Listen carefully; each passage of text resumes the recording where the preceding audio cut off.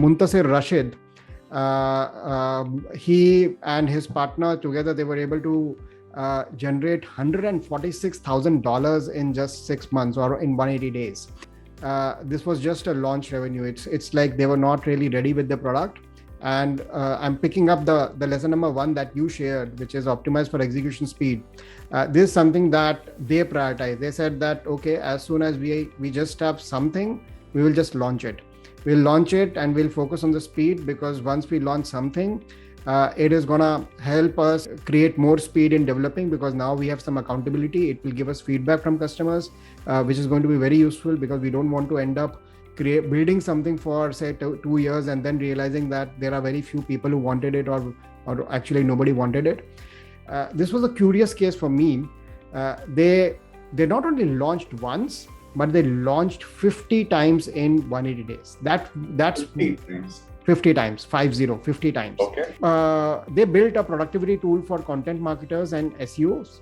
So it's a AI powered SEO research and optimization tool. They are just a 2-people team. So I think it goes in the same category that 1 or 2 people building a business and creating some success.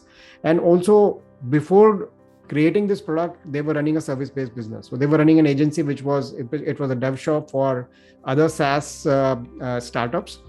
So it was a service business. So they picked up their skills in developing products there. But more importantly, they picked up the insight for this particular product in that journey. So like a dev shop, like so many other dev shops, they were doing a lot of SEO for their own business. So they were doing a lot of content marketing, and they realized that there is a pain point.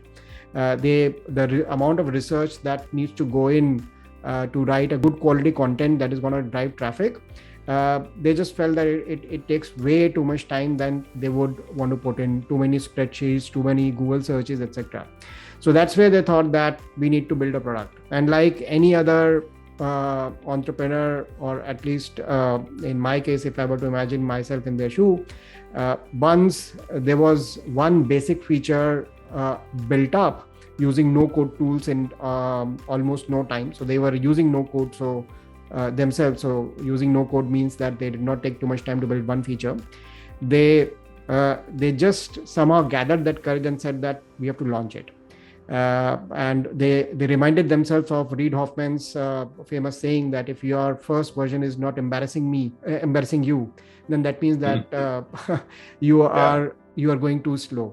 So they said that, okay, we have to be fast. We have to follow this advice. Right now, we have a version which is really embarrassing, but we will launch it. And with that, they launched their first version. The good thing was that they launched it during the Black Friday time period. So I think that timing was critical. So I think probably they had planned it in such a way that the first version has to be ready within that time period. And since Black Friday is there, they must launch. So they launched it. And they were able to generate $25,000 in first week.